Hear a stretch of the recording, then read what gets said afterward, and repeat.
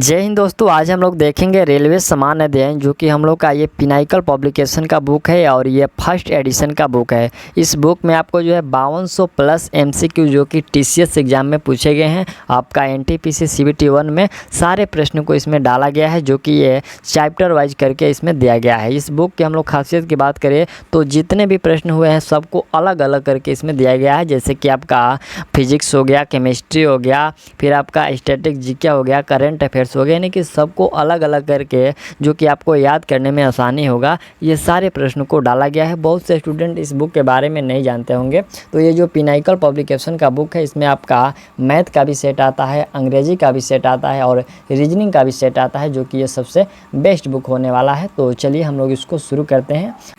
और सबसे पहले आप लोग इस बुक का जो है विषय सूची देख लीजिए। इसमें क्या है कि 5267 प्रश्न देखने को मिलेगा। इसमें आपको स्टैटिक जीके के 1064 प्रश्न है, जो कि एनटीपीसी सीबीटी 1 में पूछे गए हैं। इतिहास का आपको 761 प्रश्न है, राज्य व्यवस्था से 361 प्रश्न है और भूगोल से आपका 605 प्रश्न है, अर्थशास्त्र से 315 प्रश्न है, भौतिक से 153 प्रश्न है, रसायन से 202 प्रश्न है, जीव विज्ञान से 356 प्रश्न है, करंट अफेयर्स का भी प्रश्न जो कि 712 है और कंप्यूटर प्रौद्योगिकी से भी प्रश्न पूछा गया है 356, पर्यावरण से आपका 91 प्रश्न है और विज्ञान और जो है तकनीकी से आपका 291 प्रश्न है। टोटल मिलाकर के 5200 जो प्रश्न है, जो कि समान अध्ययन का प्रश्न है, ये सबको हम लोग देखने वाले हैं। तो आज हम लोग इस वीडियो में जो देखेंगे वो फिजिक्स के प्रश्नों को देखेंगे, जो कि यहाँ से आपका फिजिक्स में क्या क्या आपको पूछा गया था देख लीजिए। यहाँ से फिजिक्स में जो पूछा गया था, प्रकाश और प्रकाशिकी से आपको जो है 33 प्रश्न पूछे गए थे। ऊष्मा और ऊष्मा प्रवैगिकी से, यहाँ पर ऊष्मा प्रवैगिकी से जो है 6 प्रश्न पूछा गया। तरल यांत्रिकी से आपका 2 प्रश्न है, विद्युत धारा और उसके प्रभाव से जो है 19 प्रश्न है। फिर ऐसे ही करके बल दबाव से 15 प्रश्न है, ध्वनि से जो है 16 प्रश्न है, गुरुत्वाकर्षण से 10 प्रश्न है, कार्य और ऊर्जा से जो है 9 प्रश्न पूछे गए हैं, तरंगे से आपका 6 प्रश्न है और रेडियोधर्मिता से जो है 6 प्रश्न है। यहाँ पर 4 प्रश्न है। तो आज हम लोग जो टोटल 153 जो प्रश्न है फिजिक्स का हम लोग इस वीडियो में देखेंगे। तो चलिए हम लोग इसको शुरू करते हैं। और यहाँ से हम लोग का पहला जो प्रश्न शुरू हुआ, ये भौतिक विज्ञान का प्रकाश और प्रकाशिकी से प्रश्न स्टार्ट होता है। ठीक, पहला प्रश्न है कि नेत्र लेंस के अत्यधिक वक्रता डॉट की ओर ले जाती है। तो ये किसके ओर ले जाती है? ये जो प्रश्न है आरआरबी एनटीपीसी 29/12/2020 को मॉर्निंग शिफ्ट में पूछा गया प्रश्न है। तो ये जो अत्यधिक वक्रता होती है, ये मायोपिया की ओर ले जाती है। आपको याद रखना है, ऑप्शन जो डी है करेक्ट है, ये मायोपिया की ओर ले जाती है। देखिए यहाँ पर इसका डिस्कशन दिया गया है कि प्रमुख नेत्र दोषों में एक मायोपिया है, जिसे निकट दृष्टि दोष के रूप में जाना जाता है। मायोपिया को निकट दृष्टि दोष के रूप में जाना जाता है। यह तब होता है जब रेटिना की नेत्र गोलक लंबी हो जाती है और इसके परिमाण स्वरूप कॉर्निया की अत्यधिक वक्रता होती है। इससे दूर की वस्तुओं को स्पष्ट रूप से देखने की क्षमता कम हो जाती है। ठीक, इससे क्या होता है कि दूर की वस्तुओं को स्पष्ट रूप से देखने की जो क्षमता होती है वो कम हो जाती है। ठीक, चलिए प्रश्न है कि निकट दृष्टि दोष वाले व्यक्ति की दृष्टि को ठीक करने के लिए किस प्रकार के लेंस की आवश्यकता होती है? तो इसको ठीक करने के लिए जो है अपसारी लेंस की आवश्यकता होती है। यह प्रश्न 29 दिसंबर 2020 को इवनिंग शिफ्ट में पूछा गया प्रश्न है, अपसारी लेंस की आवश्यकता होती है। देखिए इसका जो डिस्कशन दिया गया है कि निकट दृष्टि दोष वाले व्यक्ति की दृष्टि को ठीक करने के लिए अपसारी लेंस की आवश्यकता होती है। मायोपिया, जिसे अदूरदर्शिता के रूप में भी जाना जाता है, एक आँख विकार है जहाँ प्रकाश रेटिना के बजाय रेटिना के सामने केंद्रित होता है, जिससे दूर की वस्तुएं धुंधली दिखाई देती है, जबकि करीब की जो वस्तुएं है वो सामान्य दिखाई देती है। चलिए नेक्स्ट प्रश्न यहाँ से हम लोग का तीसरा नंबर। ये प्रश्न कह रहा है कि वर्णक्रम के 2 रंगों में से कौन सा जो है रंग चरम सीमा बनाता है? कौन सा रंग जो है चरम सीमा बनाता है? तो बैंगनी और जो लाल रंग है वो चरम सीमा बनाता है। ऑप्शन आप लोग ए याद रखिएगा। चलिए यहाँ से देखिए, जो बैंगनी और लाल ये चरम, यहाँ पर चरम से स्पेक्ट्रम के 2 रंग हैं और रंगों का जो स्पेक्ट्रम है बाइविजियोर, जो कि बैंगनी, इंडिगो, नीला, हरा, पीला, नारंगी और लाल होता है। ठीक, सबसे बीच का जो रंग होता है आप लोग याद रखिएगा, ये जो प्रश्न पूछा जाता है कि सबसे बीच का जो रंग होता है वो हरा होता है, यानी कि ग्रीन होता है। ठीक, चलिए नेक्स्ट प्रश्न यहाँ से चौथे नंबर ये प्रश्न कह रहा है कि मरीजों के दांतों के बड़े बिंब को देखने के लिए दंत चिकित्सक किस प्रकार के दर्पण का उपयोग करते हैं।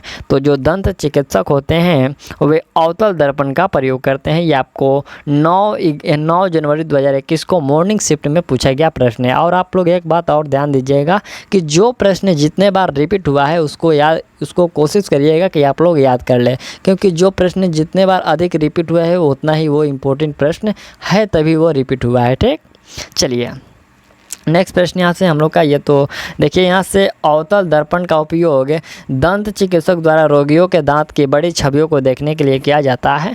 अवतल दर्पण का उपयोग वाहन, हेडलाइट, सेविंग मिरर, सोलर कन्वेंस, searchlight, torch, flashlight और टेंडल, यहाँ पर है टेंडल मिरर माइक्रोस्कोप के रूप में जो है किया जाता है। ठीक, चलिए कि रात में आसमान में तारे क्यों टिमटिमाते हैं।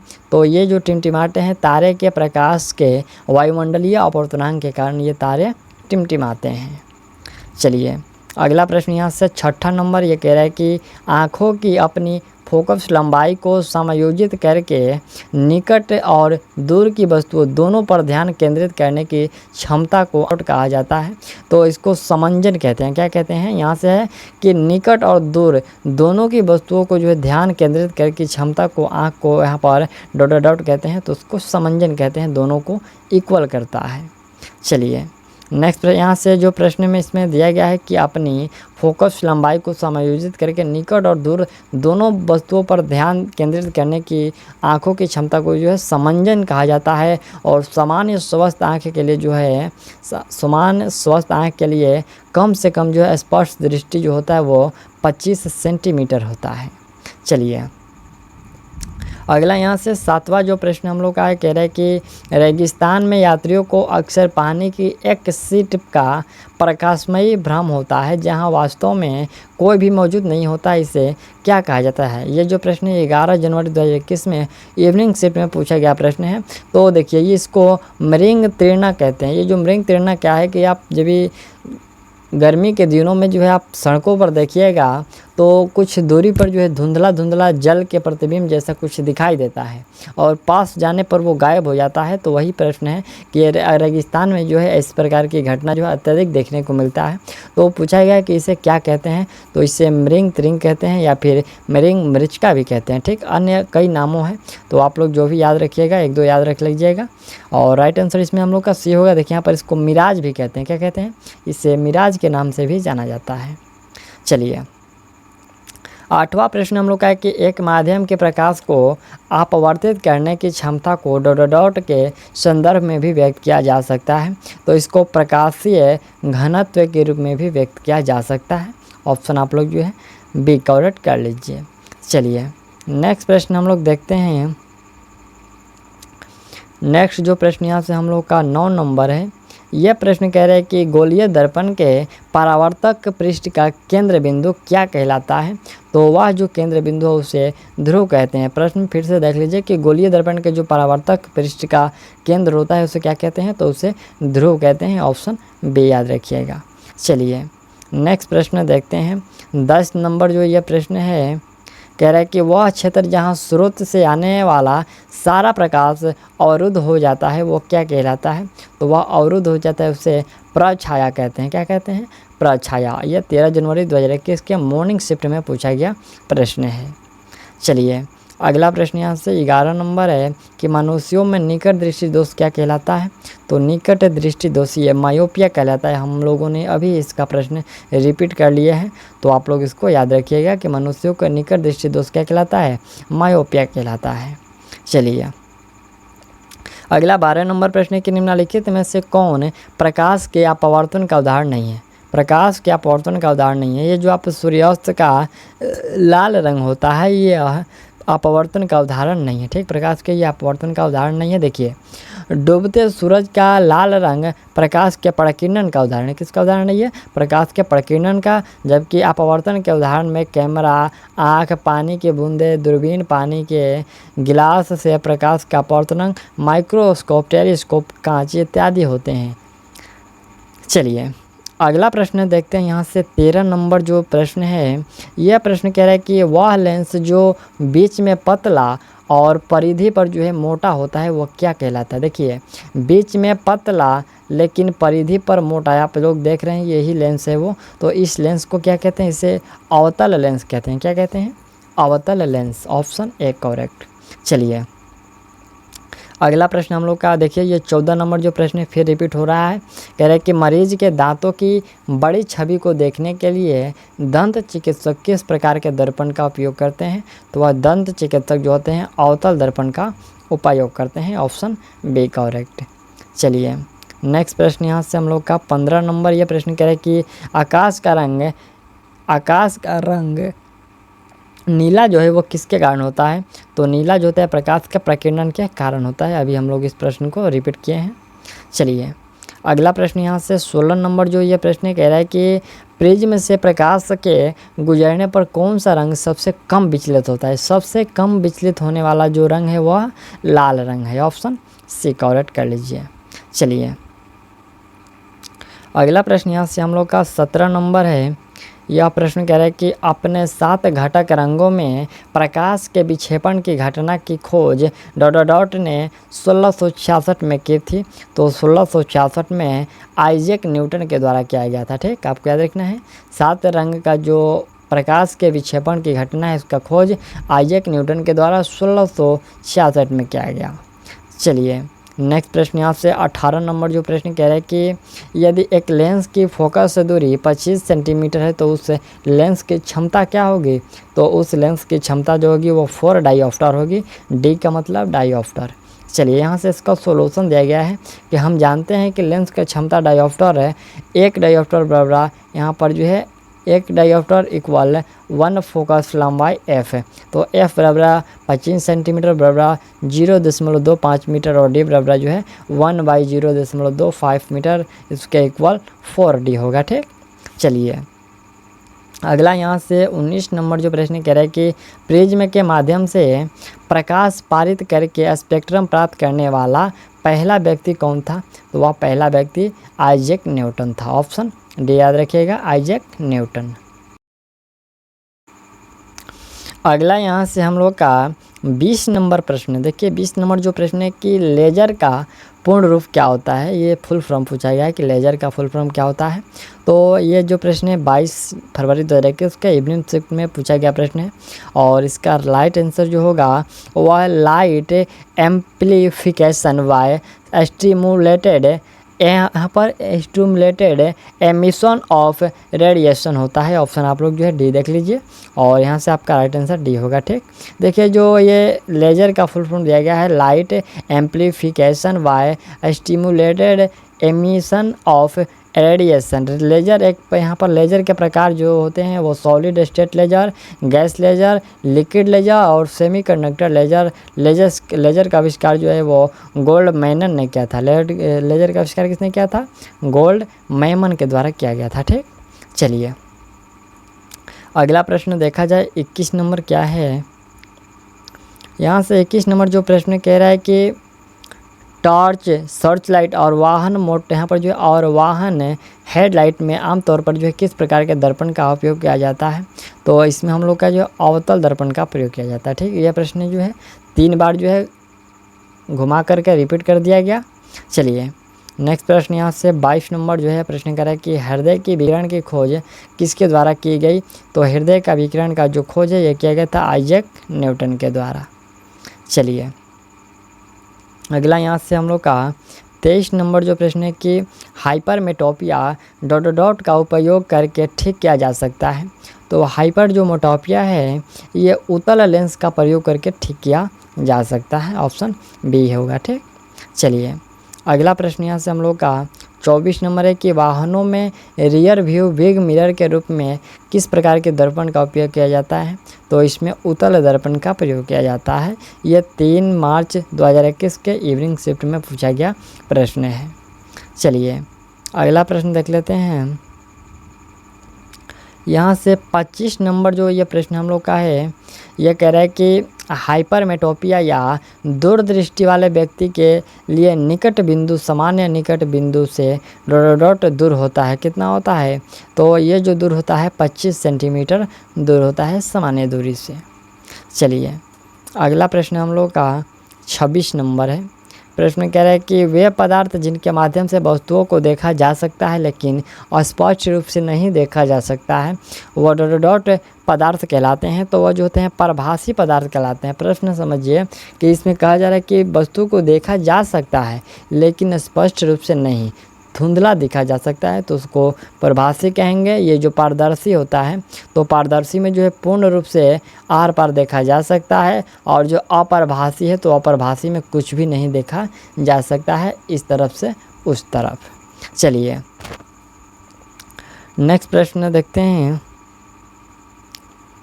यहाँ से 27 नंबर प्रश्न कह रहा है कि निम्नलिखित में से कौन वस्तु से बड़ा आभासी प्रतिबिंब उत्पन्न कर सकता है? तो वह जो है अवतल दर्पण कर सकता है।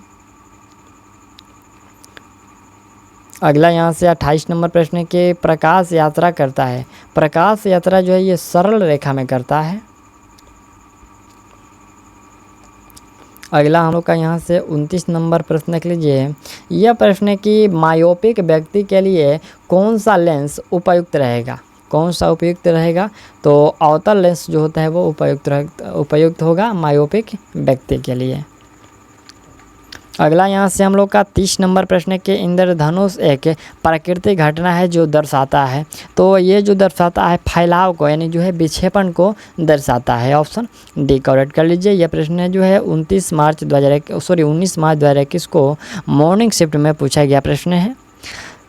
नेक्स्ट प्रश्न देखते हैं। यहाँ से 31 नंबर प्रश्न कह रहा है कि सेमीकंडक्टर इलेक्ट्रॉनिक्स में एलईडी का अर्थ क्या होता है, यानी कि एलईडी का फुल फॉर्म क्या होता है? तो इसका फुल फॉर्म होता है प्रकाश उत्सर्जक डायोड। कौन सा? प्रकाश उत्सर्जक डायोड। Option C correct. चलिए अगला यहाँ से हम लोग का 32 नंबर जो प्रश्न है कि हजामत बनाने के लिए किस दर्पण का प्रयोग किया जाता है? हजामत है तो इसमें अवतल दर्पण होगा। राइट आंसर सी कर लीजिए। चलिए नेक्स्ट प्रश्न देखते हैं। यहाँ से 33 नंबर जो प्रश्न है आपसे कह रहा है कि निम्नलिखित में कौन प्रकाश के प्रकीर्णन का उदाहरण? देखिए प्रकाश के प्रकीर्णन का जो होता है वो आकाश का नीला रंग, ठीक, आकाश का नीला जो रंग है ये प्रकाश के प्रकीर्णन का उदाहरण है। 7 अप्रैल 2021 को मॉर्निंग शिफ्ट में पूछा गया प्रश्न है। चलिए अगला यहाँ से हम लोग का जो प्रश्न है ये ऊष्मा और ऊष्म प्रवैगिकी से शुरू होता है। प्रश्न है कि केल्विन पैमाने पर जल का हिमांक होता है कितना? तो जल का हिमांक 273.15 केल्विन होता है।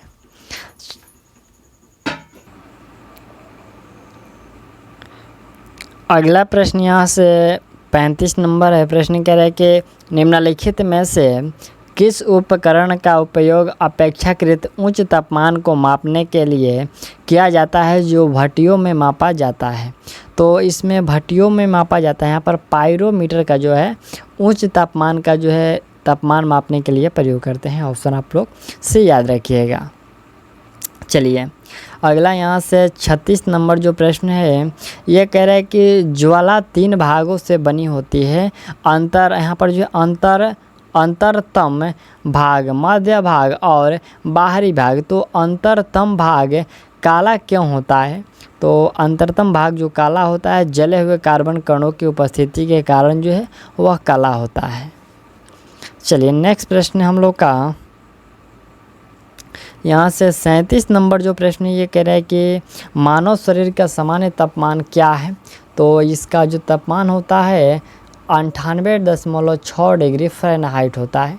यह आरआरबी एनटीपीसी 23 फरवरी 2021 को मॉर्निंग शिफ्ट में पूछा गया प्रश्न है। आप लोग समझ सकते हैं कि साइंस का जो प्रश्न है ये कितना इजी पूछा गया था, ठीक। चलिए अगला प्रश्न हम लोग का 38 नंबर है। कह रहे कि किस तापमान पर पानी का घनत्व अधिकतम होता है? देखिए पानी का जो घनत्व होता है वो अधिकतम 277 डिग्री केल्विन पर अधिकतम होता है, ठीक। चलिए यहाँ से इसका हम लोग थोड़ा सा देख लेते हैं। तो एक विशेष रूप से उल्लेखनीय अनियमित, यहाँ पर जो अनियमित अधिकतम घनत्व वाले यहाँ पर अधिकतम घनत्व पानी का है जो 4 डिग्री सेल्सियस या फिर यहाँ पर 39 डिग्री फ़ारेनहाइट या फिर 277 डिग्री जो है यहाँ पर 277 केल्विन पर जो है घनत्व शिखर तक पहुँच सकता है, क्योंकि इस तापमान पर जो है 2 विरोधी प्रभाव संतुलन में होते हैं। अगला यहाँ से 39 नंबर प्रश्न है कि यदि हम जलती हुई मोमबत्ती को कांच के जार से ढक दे तो क्या होगा। तो कांच से ढकेंगे तो यह जलना जो है वो बंद कर देगा। क्या होगा, जलना जो होगा वो मोमबत्ती वह बंद कर देगा। ऑप्शन सी याद रखिएगा। चलिए अगला यहाँ से 40 नंबर जो प्रश्न शुरू हुआ ये आपको तरल यांत्रिकी से जो है प्रश्न शुरू होता है। प्रश्न हम लोग से कह रहा है कि भौतिकी की कौन सी शाखा विराम अवस्था में द्रवों के गुणों से संबंधित है। द्रवों के गुणों से संबंधित है वो हाइड्रोस्टैटिक्स। हाइड्रोस्टैटिक जो होता है वो विराम अवस्था के द्रवों के गुणों से संबंधित है। चलिए नेक्स्ट प्रश्न यहाँ से हम लोग का 41 नंबर जो प्रश्न कह रहा है कि लालटेन की बत्ती में मिट्टी का तेल किस कारण से ऊपर उठता है। तो यह मिट्टी का तेल जो है केशिकत्व क्रिया के कारण जो है ये ऊपर उठता है। ऑप्शन है आपको याद रखना है, बी करेक्ट है। ये जो केशिकत्व के कारण लालटेन की बत्ती में मिट्टी का तेल ऊपर उठता है। चलिए नेक्स्ट प्रश्न यहाँ से हम लोग का ये जो विद्युत धारा और उसके प्रभाव से प्रश्न शुरू होता है। प्रश्न के श्रृंखला में प्रत्येक 1/4 के प्रतिरोधों का उपयोग करके अधिकतम प्रतिरोध बनाया जा सकता है। तो अधिकतम जो है 1 ओम प्रतिरोध बनाया जा सकता है। ऑप्शन ए करेक्ट है। चलिए अगला यहाँ से देख लीजिए और चलिए 43 नंबर जो प्रश्न कह रहा है कि विभिन्न यहाँ पर विभिन्न जो है विद्युत सुरक्षा उपकरणों में से विद्युत धारा के ऊष्मीय प्रभाव का यहाँ पर जो ऊष्मीय प्रभाव पर आधारित है कौन। तो ऊष्मीय प्रभाव पर यहाँ से देख लीजिए फ्यूज। ठीक, विद्युत सुरक्षा उपकरणों में से फ्यूज जो होता है वो ये विद्युत धारा के ऊष्मीय प्रभाव पर आधारित होता है।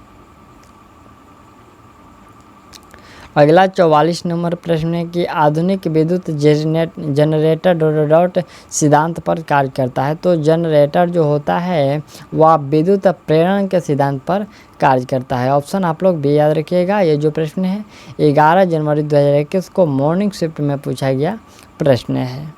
चलिए अगला प्रश्न हम लोग का है कि 45 नंबर प्रश्न यहाँ से है, कह रहा है कि निम्नलिखित में से कौन सा सिद्धांत सौर ऊर्जा प्रणालियों से संबंधित है। सौर ऊर्जा प्रणालियों से संबंधित है कौन सा, इसमें देख लीजिए। तो आपका राइट आंसर होगा सौर ऊर्जा। ये जो प्रकाश वोल्टीय प्रभाव होता है वो सौर ऊर्जा से संबंधित है। ठीक, चलिए नेक्स्ट प्रश्न यहाँ से हम लोग का 46 नंबर जो है कह रहा है कि निम्नलिखित में से कौन सा उपकरण विद्युत चुंबकीय प्रेरण की घटना पर आधारित है। विद्युत चुंबकीय प्रेरण की घटना पर आधारित कौन सी है। तो वह जनित्र होगा। ठीक, ऑप्शन बी। नेक्स्ट प्रश्न यहाँ से 47 नंबर है कि 1752 में किस अमेरिकी वैज्ञानिक ने दिखाया कि बिजली और आपके कपड़ों से निकलने वाली बिजली अनिवार्य रूप से एक ही घटना है। ठीक, प्रश्न है कि 1752 ईस्वी में किस अमेरिकी वैज्ञानिक ने दिखाया कि बिजली और आपके कपड़ों से निकलने वाली बिजली अनिवार्य रूप से एक ही घटना है। तो यह दिखाया गया था बेंजामिन फ्रैंकलिन के द्वारा। ठीक, किसके द्वारा, बेंजामिन फ्रैंकलिन के द्वारा दिखाया गया था। चलिए अगला यहाँ से हम लोग का प्रश्न है कि निम्नलिखित में कौन सा धारा के ऊष्मीय प्रभाव का उदाहरण नहीं है। ऊष्मीय प्रभाव का उदाहरण कौन सा नहीं है। तो एक पंखे का चलना ऊष्मीय प्रभाव का उदाहरण नहीं है। अगला प्रश्न यहाँ से हम लोग का 49 नंबर यह प्रश्न कह रहा है कि धारा को मापने के लिए जिस उपकरण का प्रयोग किया जाता है उसे कहते हैं। तो उसे जो है एम मीटर, धारा को मापने के लिए एम मीटर का प्रयोग किया जाता है। अगला प्रश्न यहाँ से 50 नंबर है कि वोल्ट मीटर का, यहाँ पर वोल्ट मीटर एक उपकरण है जो की उपस्थिति का पता लगा सकता है। तो ये जो होता है विभवांतर के स्थिति का पता लगा सकता है कौन, वोल्ट मीटर। ऑप्शन यहाँ से ए करेक्ट होगा।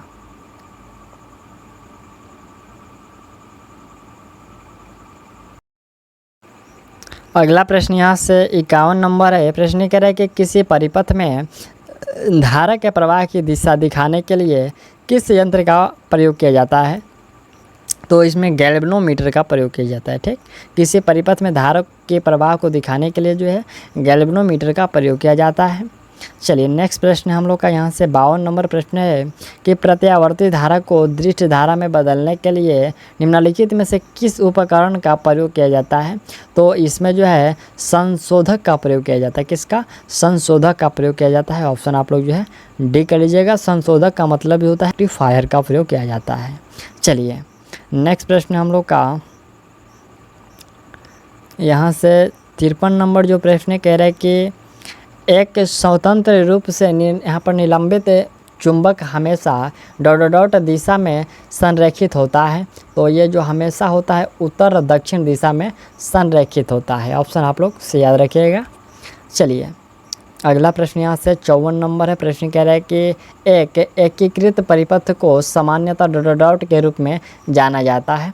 तो इसको सामान्यतः चिप के रूप में जाना जाता है। प्रश्न है कि एक एकीकृत परिपथ को सामान्यतः जो है चिप के रूप में जाना जाता है। चलिए अगला यहाँ से 55 नंबर प्रश्न है कि प्रतिरोध के 3 तार 3 ओम, 6 ओम और 9 ओम समांतर में जुड़े हुए हैं।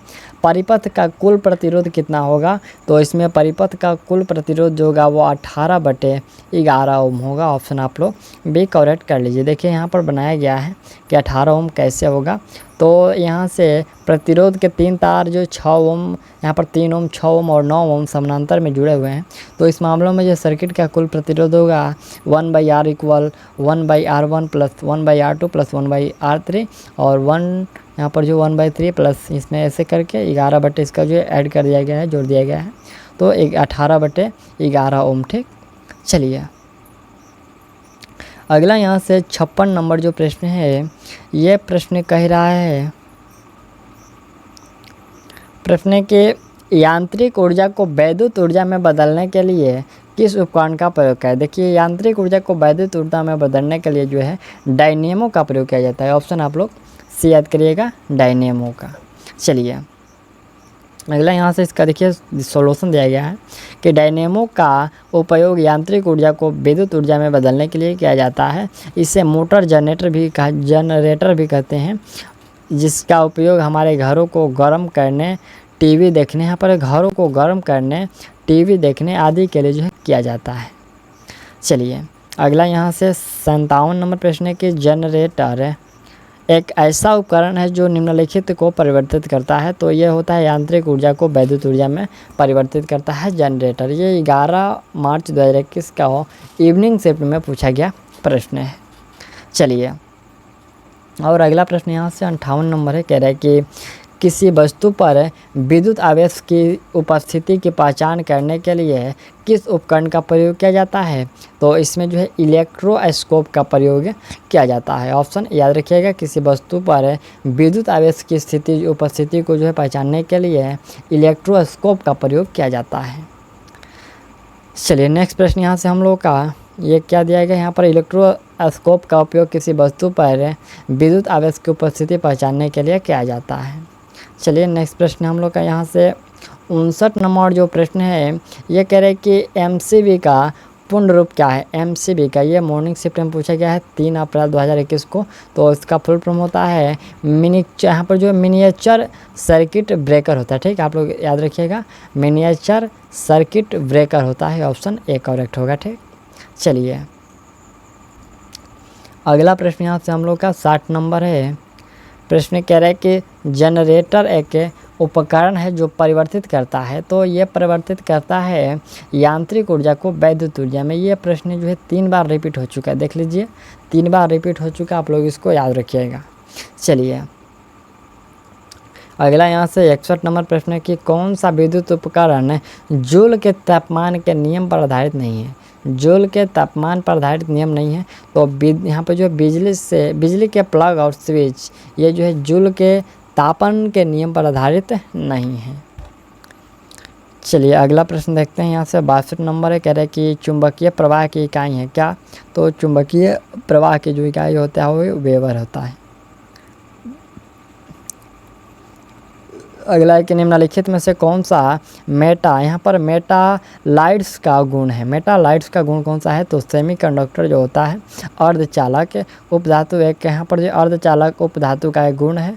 उपधातु के 3 गुण होते हैं, उपधातु कितने गुण होते हैं, उपधातु के जो है 3 गुण होते हैं, कौन कौन से, तो भंगुर, चमकदार और अच्छी विद्युत चालकता। आमतौर पर पहचाने जाने वाले 6 उपधातु जैसे कि बोरॉन, सिलिकॉन, जर्मेनियम, आर्सेनिक, सुरमा और टेल्यूरियम। ठीक, चलिए अगला प्रश्न यहाँ से हम लोग का 64 नंबर जो प्रश्न है, यह प्रश्न कह रहा है कि निम्नलिखित में से किसने हर बार तार से करंट प्रवाहित होने पर यह कंपास सुई के विक्षेपण को देखा, तो यह देखा गया था हांस क्रिश्चियन, यहाँ पर जो हांस क्रिश्चियन ऑस्ट्रेड के द्वारा देखा गया था।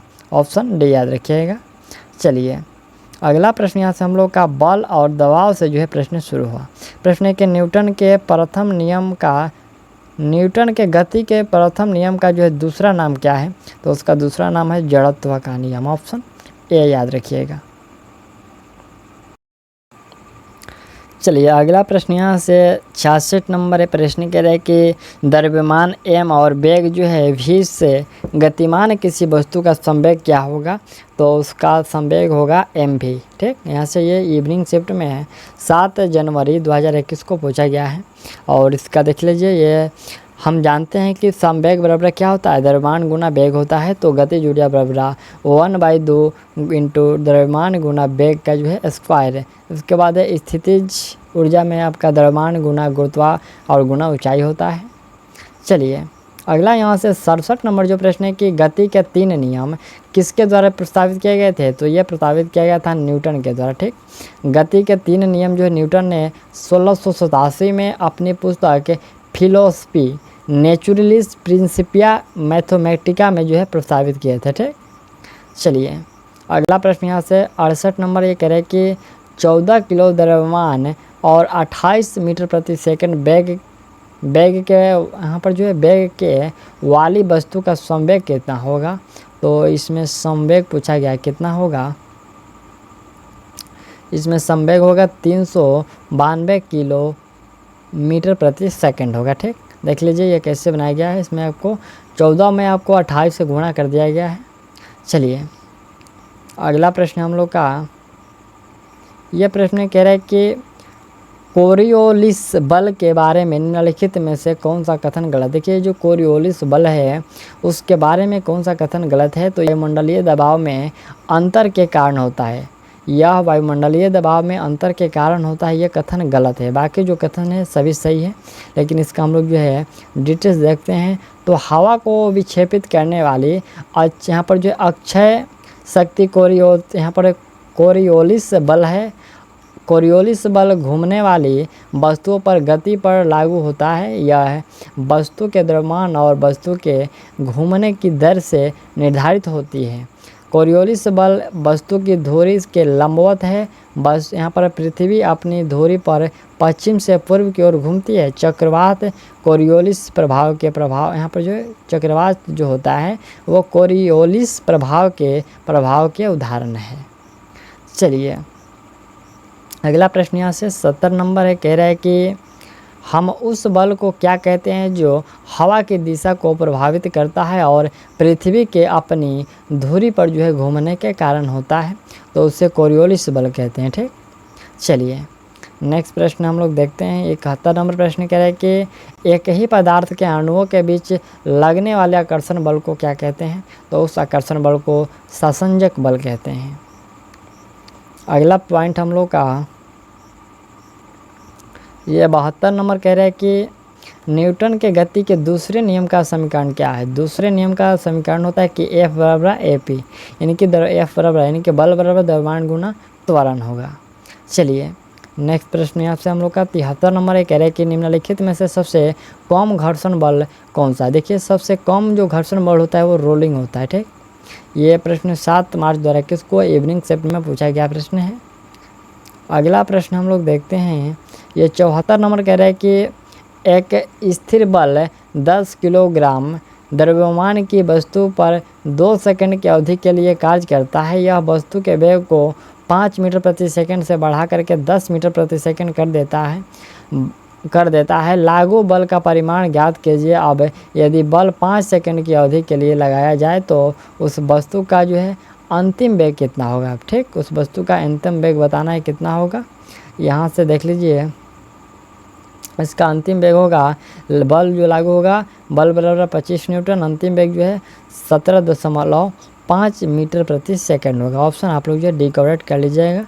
यहाँ से इसका जो है बनाया गया है इसका सॉल्यूशन। ठीक, चलिए नेक्स्ट प्रश्न हम लोग देखते हैं। यहाँ से 75 नंबर जो प्रश्न कह रहा है कि निम्नलिखित में सबसे कमज़ोर बल कौन सा होता है।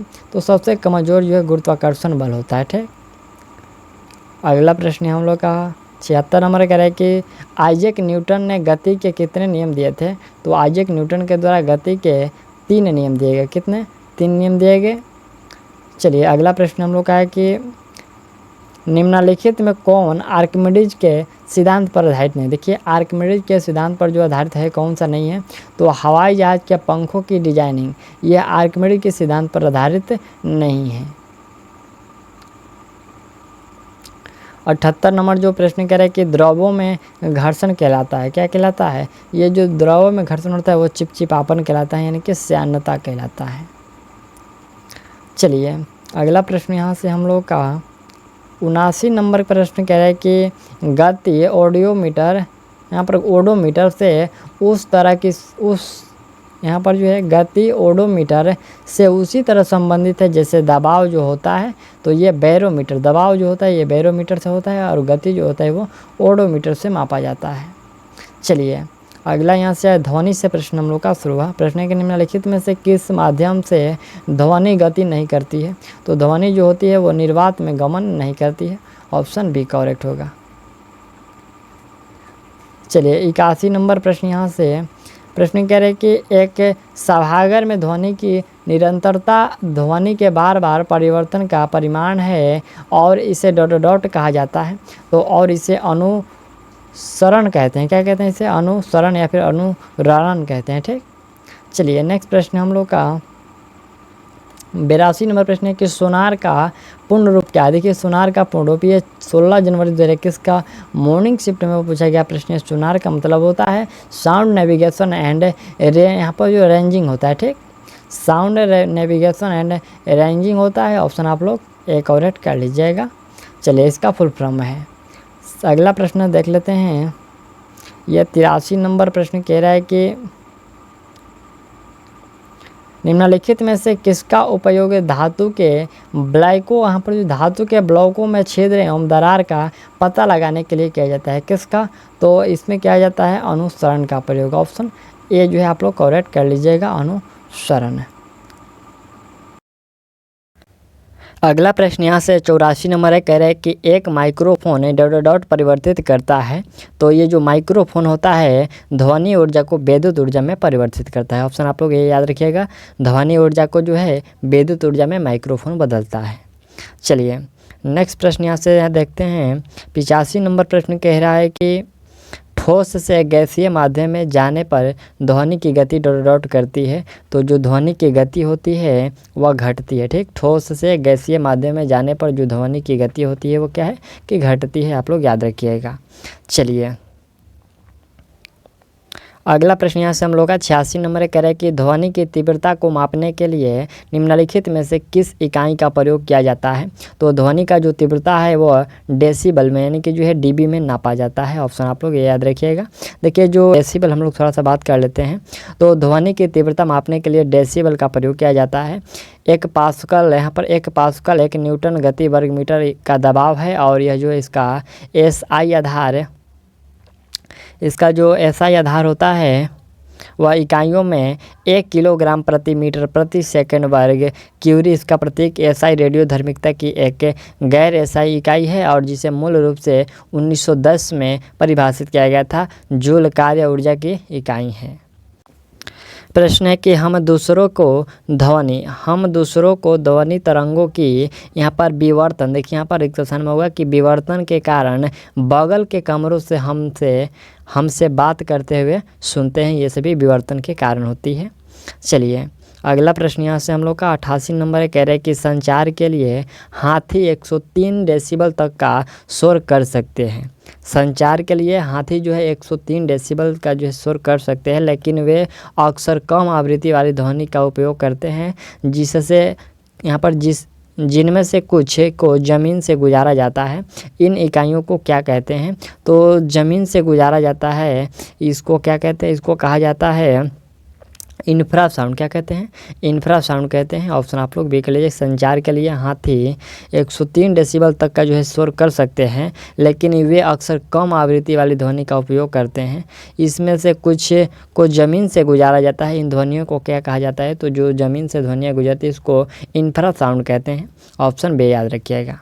चलिए अगला प्रश्न यहाँ से हम लोग का 89 नंबर कह रहे हैं कि सोनार तकनीक का प्रयोग किसका निर्धारण के लिए किया जाता है? तो सोनार तकनीक, इसका जो उपयोग है समुद्र की गहराई मापने के लिए किया जाता है। ऑप्शन बी याद रखिएगा। सोनार तकनीक जो होता है ये समुद्र की गहराई मापने में काम आता है। देखिए सोनार जो होता है ये ध्वनि नेविगेशन रेंजिंग से ध्वनिक माध्यमों से पानी के नीचे की वस्तुओं की दूरी और दिशा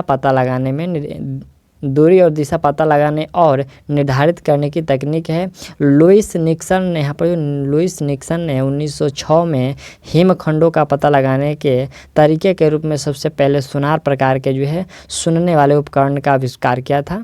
यहाँ पर याद रखिएगा ये लुईस निक्सन ने 1906 में इसका आविष्कार किया। ठीक, चलिए अगला प्रश्न देखा जाए। यहाँ से हम लोग का 90 नंबर जो ये प्रश्न कह रहा है कि मनुष्यों के लिए ध्वनि, यहाँ पर जो है मनुष्यों के लिए श्रव्य तरंगे वे है जो, तो वे श्रव्य तरंगे वे है जो आवृत्ति परास उसका 20 से लेकर के 20,000 हर्ट्ज का जो बीच होता है वही मनुष्य उसको श्रव्य यानी कि उसको सुन सकते हैं। नहीं तो इससे कम सुन सकते हैं हम लोग, और नहीं इससे हम लोग अधिक सुन सकते हैं। ठीक, चलिए नेक्स्ट प्रश्न यहाँ से हम लोग का देखिए, यहाँ से दिया गया है कि मनुष्यों के लिए जो श्रव्य तरंगे वे जिनकी आवृत्ति रेंज 20 हर्ट्ज से लेकर के 20,000 हर्ट्ज के बीच होता है तभी वह सुन सकते हैं। ठीक, चलिए नेक्स्ट प्रश्न है कि हवा में ध्वनि की गति क्या है? हवा में ध्वनि की गति क्या होती है? यह होती है 343 मीटर प्रति सेकंड होती है। प्रश्न हम लोग का 92 नंबर कह रहे कि बार बार परिवर्तन जिसके परिमाण स्वरूप ध्वनि दीर्घ स्थायित्व में रहती है ये डॉट कहलाती है। तो ये कहलाती है यहाँ पर अनुसरण। ठीक है, यहाँ पर ऑप्शन ए याद रखिएगा, अनुसरण कहलाती है। चलिए अगला प्रश्न हम लोग देखते हैं। यहाँ से 93 नंबर प्रश्न कह रहा है कि सोनार एक उपकरण है जो वस्तुओं की दूरी, दिशा और गति को मापने के लिए अल्ट्रासोनिक तरंगों का उपयोग करता है। देखिए अल्ट्रासोनिक तरंगों का उपयोग करता है। ये कहाँ? तो ये होता है पानी के नीचे। ठीक, अल्ट्रासोनिक जो होता है ये पानी के नीचे उपयोग किया जाता है। चलिए नेक्स्ट प्रश्न यहाँ से हम लोग का ये जो 94 नंबर प्रश्न है कि मानव द्वारा सुनी जाने वाली ध्वनि की न्यूनतम आवृत्ति क्या होती है? तो मानव द्वारा जो सुनी जाने वाली ध्वनि की न्यूनतम आवृत्ति वो 20 हर्ट्ज होती है। अभी हम लोगों ने इसका देखा है। देखिए यहाँ से ऑप्शन आपका जो है 20 हर्ट्ज होता है और अधिकतम में होता है जो वह 20,000 हर्ट्ज होता है। ठीक, आपको याद रखना है। चलिए अगला यहाँ से हम लोग का 95 नंबर जो प्रश्न है ये कह रहा है कि मस्तिष्क जिस तरह से उत्सर्जित ध्वनि की आवृत्ति की व्याख्या करता है उसे डॉट कहा जाता है।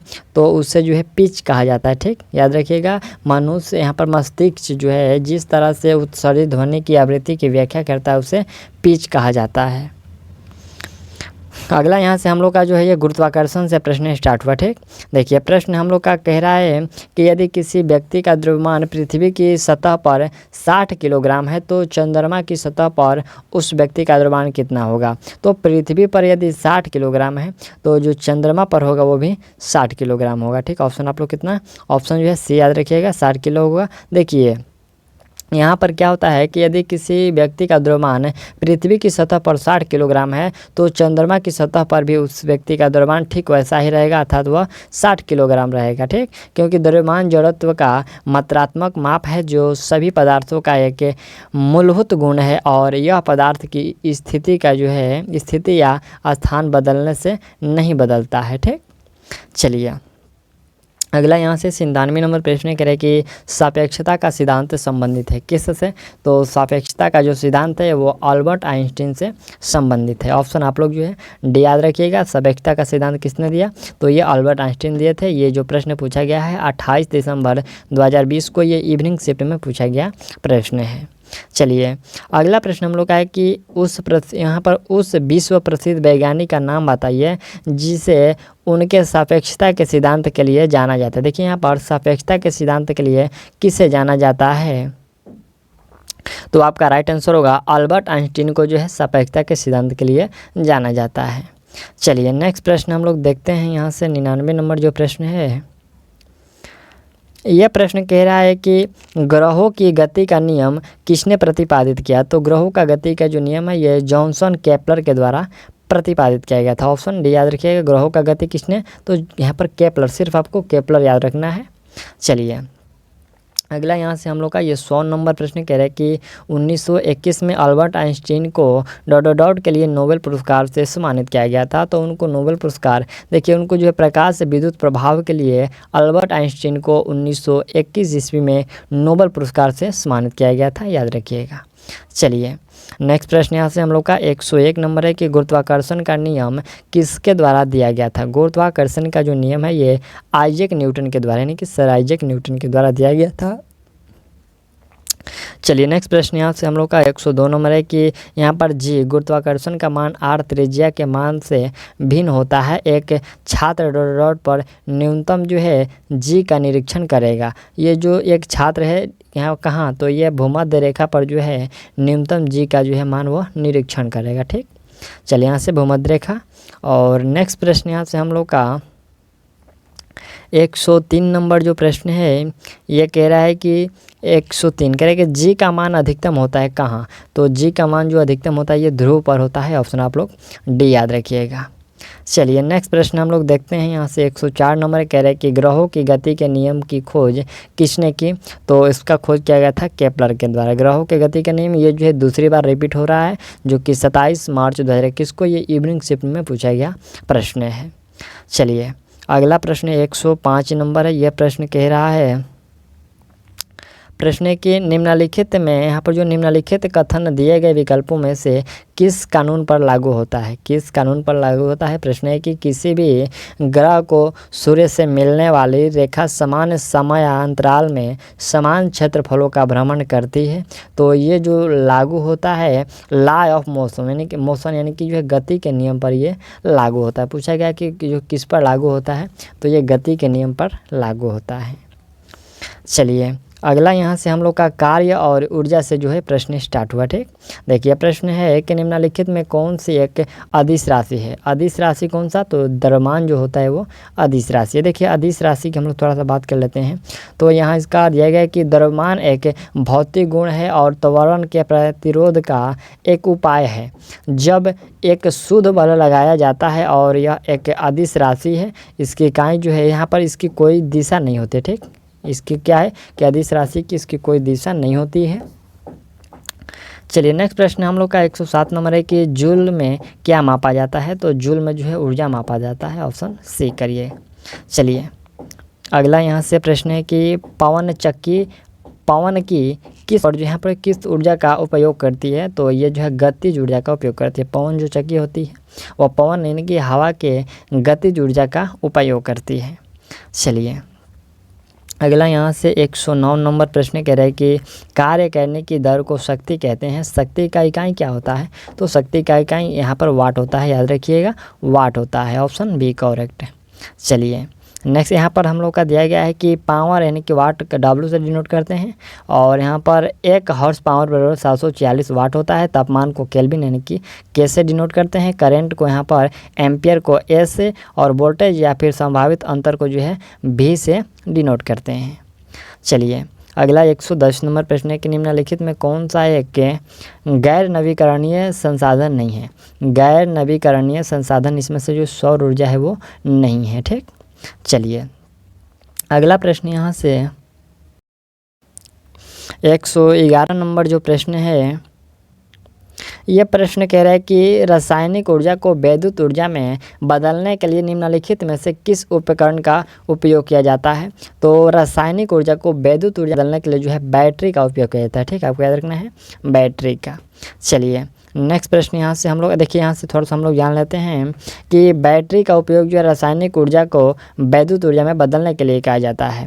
इलेक्ट्रिक मोटर एक उपकरण है जिसका उपयोग बिजली को जो है यांत्रिक ऊर्जा में बदलने के लिए किया जाता है। और मोमबत्ती जो है रासायनिक ऊर्जा को, यहाँ पर जो है रासायनिक ऊर्जा को ऊष्मा और प्रकाश ऊर्जा में परिवर्तित करता है। कौन? मोमबत्ती। और फिर है प्रोटोकेल, और यहाँ पर जो है परिवर्तित करता है प्रोटोकेल, सौर को जो है विद्युत ऊर्जा में परिवर्तित करता है। ये प्रोटोकेल जो है ये सौर ऊर्जा को जो है विद्युत ऊर्जा में परिवर्तित करता है। चलिए अगला यहाँ से 112 नंबर प्रश्न की विद्युत ऊर्जा को यांत्रिक ऊर्जा में बदलने के लिए किस उपकरण का प्रयोग किया जाता है? तो विद्युत ऊर्जा को यांत्रिक ऊर्जा में बदलने के लिए यहाँ इलेक्ट्रिक मोटर का प्रयोग किया जाता है। चलिए नेक्स्ट प्रश्न हम लोग का 113 नंबर, ये प्रश्न कह रहा है कि ऊर्जा हस्तांतरण का 10% नियम किसके द्वारा दिया गया? देखिए यहाँ पर ऊर्जा हस्तांतरण का जो 10% नियम है ये किसके द्वारा? तो ये रेमंड लीडमैन के द्वारा दिया गया। ठीक है, यहाँ पर रेमंड लीडमैन के द्वारा दिया गया ये जो है 10% ऊर्जा का नियम। चलिए नेक्स्ट प्रश्न यहाँ से 114 नंबर, ये प्रश्न कह रहा है, प्रश्न 114 नंबर कह रहा है कि किसी वस्तु पर कार्य करने वाले बल द्वारा किया गया कार्य बल की दिशा में तय की गई दूरी से गुना किया जाए बल की मात्रा के बराबर होता है। निम्नलिखित में कौन कार्य की इकाई नहीं है? देखिए यहाँ पर कौन सा है जो कार्य का इकाई नहीं है? तो kg/m प्रति kg/c² जो है ये कार्य, यहाँ पर जो है कौन सा कार्य का इकाई नहीं है? तो यही जो है कार्य का इकाई नहीं है, आप लोग याद रखिएगा। देखिए यहाँ से थोड़ा सा हम इसको डिटेल्स में जानते हैं। तो किसी वस्तु पर कार्य करने वाले बल द्वारा किए गए कार्य बल की दिशा में तय की गई दूरी से गुना किया जाए तो बल की मात्रा के बराबर होता है। चलिए नेक्स्ट प्रश्न यहाँ से हम लोग का तरंग से जो है प्रश्न शुरू हुआ। ठीक, देखिए यहाँ से 115 नंबर जो प्रश्न कह रहा है कि अनुप्रस्थ तरंगे क्या हैं? तो जो अनुप्रस्थ तरंगे होती है इन तरंगों माध्यम, यहाँ पर जो इन तरंगों में माध्यम के कारण तरंगों के संचरण की दिशा से, यहाँ पर दिशा के जो है लंबवत कंपन करते हैं, इसको अनुप्रस्थ तरंग कहते हैं। ठीक, चलिए अगला यहाँ से हम लोग का 116 नंबर प्रश्न है, कह रहे कि लंबी रेडियो तरंगों की खोज किसके द्वारा की गई? तो लंबी रेडियो तरंगी की खोज जो है ये मार्कोनी के द्वारा किया गया था। शॉर्ट में याद रखिएगा जी मार्कोनी, यानी कि यहाँ पर जो है गुलिलेमो मार्कोनी के द्वारा किया गया था। ठीक, ऑप्शन ए याद रखिएगा। चलिए अगला प्रश्न यहाँ से 117 नंबर है, ये प्रश्न क्या कह रहा है? प्रश्न है कि अल्ट्रासाउंड तरंगे के संबंध में गलत कथन कौन सा है? तो इसके संबंध में जो है अल्ट्रासाउंड के तरंग के संबंध में गलत है कि अल्ट्रासाउंड दोषपूर्ण स्थानों से वापस प्रतिबिंब नहीं बना, यहाँ पर जो है वापस जो है प्रतिबिंबित नहीं किया जा सकता है, ये कथन गलत है। ठीक, बाकी जो 3 कथन है वो सही है। चलिए अगला प्रश्न यहाँ से हम लोग का 118 नंबर है, कह रहे कि निम्नलिखित में से कौन विद्युत चुंबकीय तरंग नहीं है? देखिए विद्युत चुंबकीय तरंग इसमें से हम लोग का कौन सा नहीं है? 4 ऑप्शन दिया गया है, रेडियो है, माइक्रोवेव है, अल्ट्रासाउंड है और इंफ्रारेड है। तो अल्ट्रासाउंड जो है ये चुंबकीय नहीं है। ठीक, विद्युत चुंबकीय नहीं है। अगला प्रश्न यहाँ से 119 नंबर है, कह रहे कि निम्नलिखित में से कौन विद्युत चुंबकीय तरंगे हैं? तो विद्युत चुंबकीय ये जो एक्सरे हैं ये विद्युत चुंबकीय तरंगे है। यह प्रश्न आपको जो है 31 जुलाई 2021 को मॉर्निंग शिफ्ट में पूछा गया ये प्रश्न है। चलिए अगला प्रश्न हम लोग देखते हैं 120 नंबर, ये कह रहे कि निम्नलिखित में से किस प्रकार का प्रकाश एक टेलीविज़न रिमोट से उस उपकरण तक सिग्नल पहुंचाता है जिसे वह नियंत्रित करता है? यहाँ पर जो पूछा गया कि किस प्रकाश निम्नलिखित में से किस प्रकार का प्रकाश? तो ये इंफ्रारेड प्रकाश जो है एक टेलीविज़न रिमोट के उस उपकरण तक जो सिग्नल पहुंचाता है जिससे वह नियंत्रित होता है, ये इंफ्रारेड के द्वारा पहुंचाया जाता है। अगला प्रश्न यहाँ से हम लोग का रेडियोधर्मिता से जो है प्रश्न शुरू हुआ। प्रश्न के परमाणु भौतिकी का जनक किसे माना जाता है? तो ई रदरफोर्ड को जो है माना जाता है। ठीक, ई रदरफोर्ड को परमाणु भौतिकी का जनक माना जाता है। चलिए नेक्स्ट प्रश्न यहाँ से हम लोग का 122 नंबर है, ये कह रहे हैं कि नाभिकीय संलयन 2 या 2 से अधिक प्रकाश नाभिकों के संयोजन की प्रक्रिया परमाणु संलयन के लिए आवश्यक तापमान लगभग क्या है? तो ये जो आवश्यक तापमान है लगभग में पूछा गया है कि क्या है, तो यह तापमान होता है 100 मिलियन केल्विन होता है। कितना? 100 मिलियन केल्विन होता है। ऑप्शन आप लोग ये याद रखिएगा। चलिए नेक्स्ट प्रश्न हम लोग देखते हैं। यहाँ से 123 नंबर प्रश्न कह रहा है कि परमाणु भौतिकी के पिता के रूप में कौन जाना जाता है? तो ई रदरफोर्ड को जो है परमाणु भौतिकी के पिता के नाम से जाना जाता है। अगला प्रश्न 124 नंबर है, कह रहा है कि निम्नलिखित में से कौन थर्मोन्यूक्लियर फ्यूजन प्रतिक्रिया का एक उदाहरण है? थर्मोन्यूक्लियर फ्यूजन प्रतिक्रिया का एक उदाहरण है, तो ये हाइड्रोजन बम जो है इसका उदाहरण है। चलिए नेक्स्ट प्रश्न यहाँ से हम लोग का ये खोजे से प्रश्न शुरू हुआ कि मानवकृत पैमाने के साथ आधुनिक पारा थर्मामीटर का आविष्कार किसने किया? तो इसका आविष्कार जो है फ़ारेनहाइट के द्वारा किया गया। इनका पूरा नाम है डैनियल गैब्रियल फ़ारेनहाइट, तो ये फ़ारेनहाइट के द्वारा किया गया। चलिए अगला प्रश्न यहाँ से हम लोग का 126 नंबर है, कह रहे कि एक्सरे की खोज द्वारा की गई, यानी कि जो है एक्सरे का खोज जो है ये किसके द्वारा की गई? ये प्रश्न जो है 9 मार्च 2021 को मॉर्निंग शिफ्ट में पूछा गया प्रश्न है। तो एक्सरे का खोज ये किसके द्वारा किया गया था? ये किया गया था डब्ल्यू रोंटगन के द्वारा। ठीक, किसके द्वारा? डब्ल्यू रोंटगन के द्वारा। ऑप्शन आप लोग भी याद कर लीजिएगा।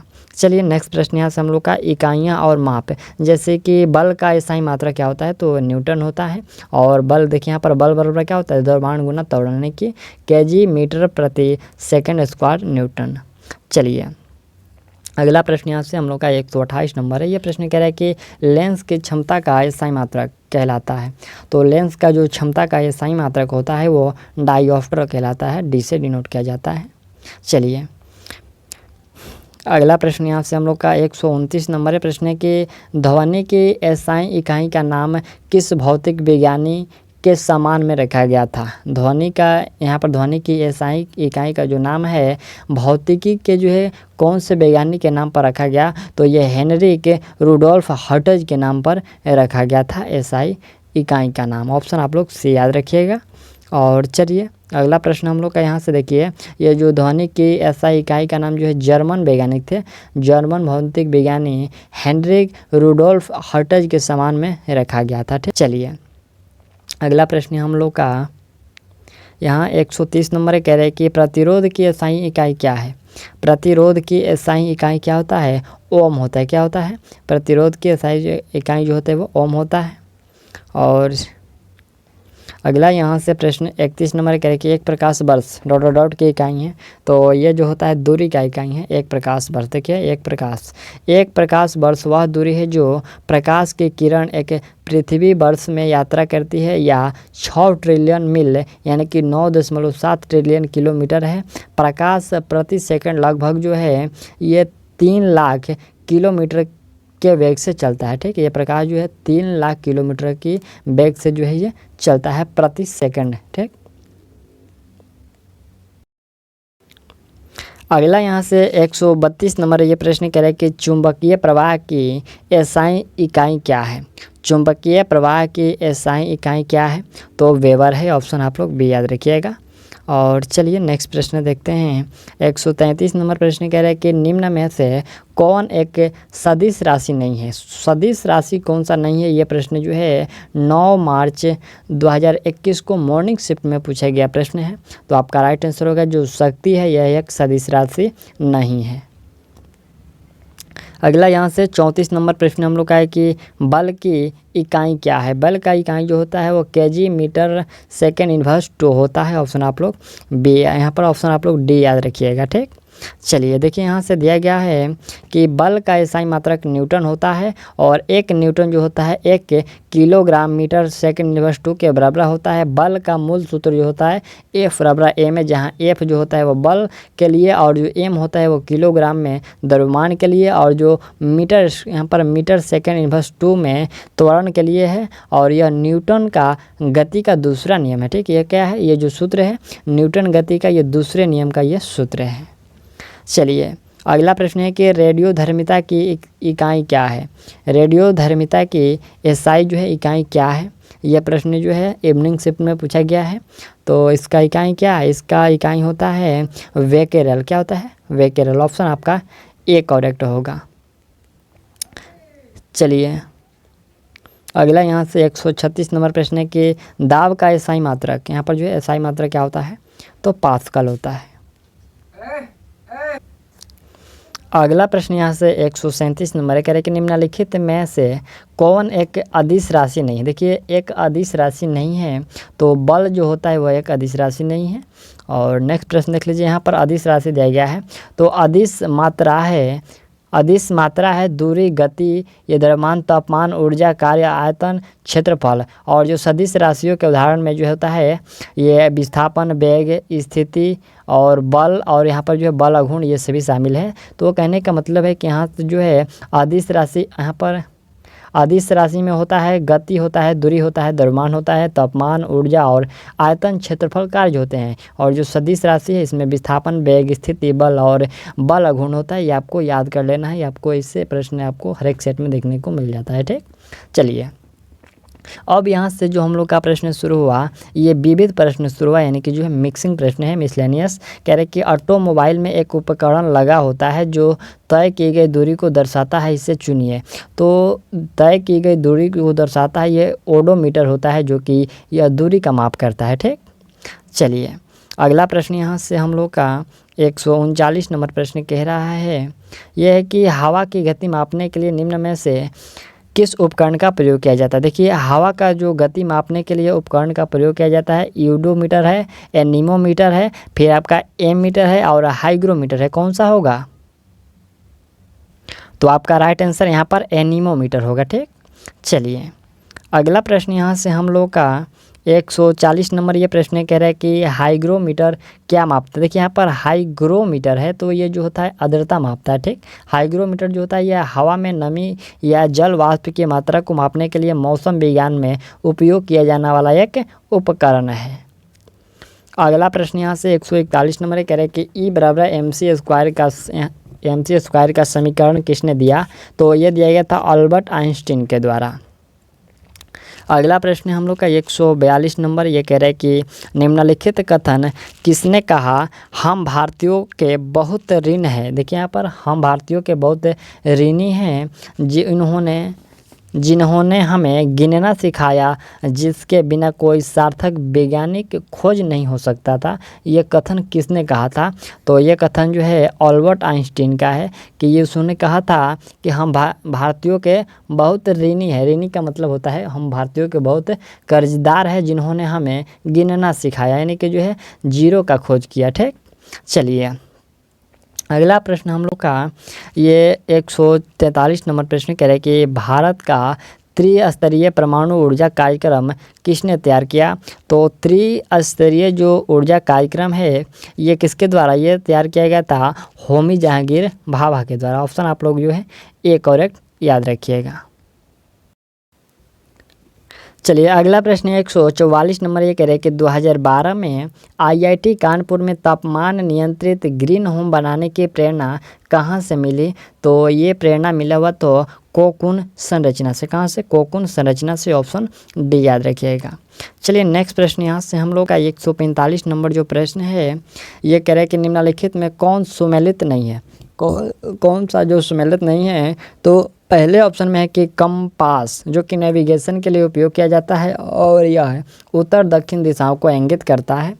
दूसरा है कि साइक्लोट्रॉन छोटे परिमाणी वाले चक्रवातों को मापता है। और तीसरा है कि एक्टिनोमीटर जो कि यह विकिरण की तीव्रता को मापता है। चौथा है इलेक्ट्रोस्कोप जो कि यह विद्युत आवेश की उपस्थिति को मापता है। तो हम लोग का इसमें इंगित नहीं करते यानी कि जो है गलत है वह साइक्लोएस्ट्रॉन। देखिए यहाँ पर जो ट्रॉन है ये छोटे परिमाणी को मापता है बल्कि ये चक्रवात को नहीं मापता है। देखिए यहाँ से पूरा एक्सप्लेनेशन दिया गया है। यहाँ से है कि साइक्लोन जो यहाँ पर जो साइक्लोट्रॉन जो है ये छोटे परिमाणी को मापता है, चक्रवात उसमें मेल नहीं खाता है।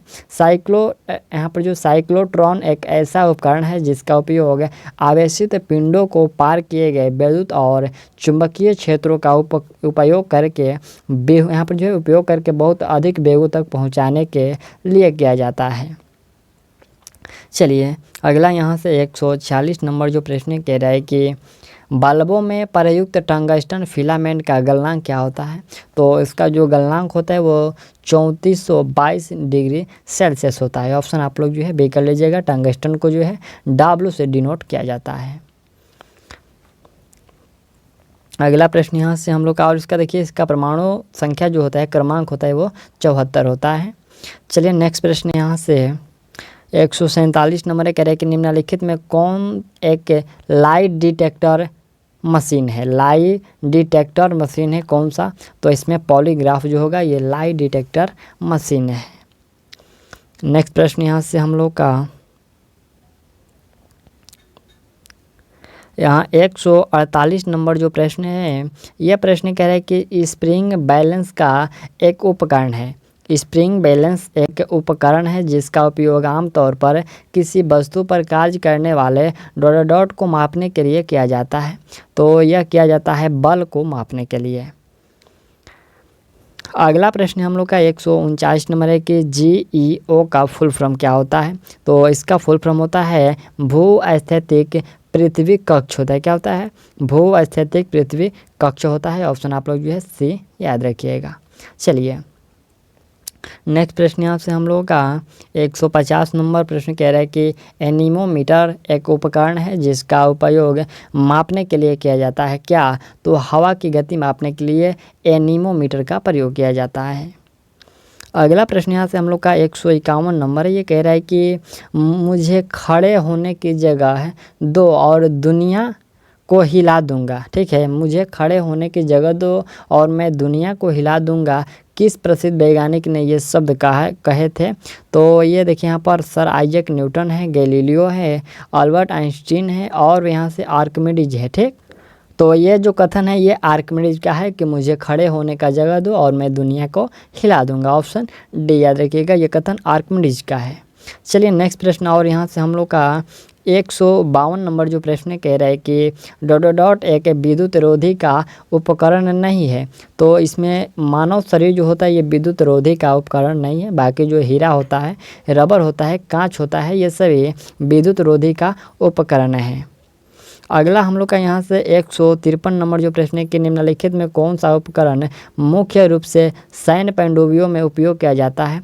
तो सैन्य पनडुब्बियों में जो है ये पारदर्शी का उपयोग किया जाता है। ठीक, ऑप्शन आप लोग ए याद रखिएगा।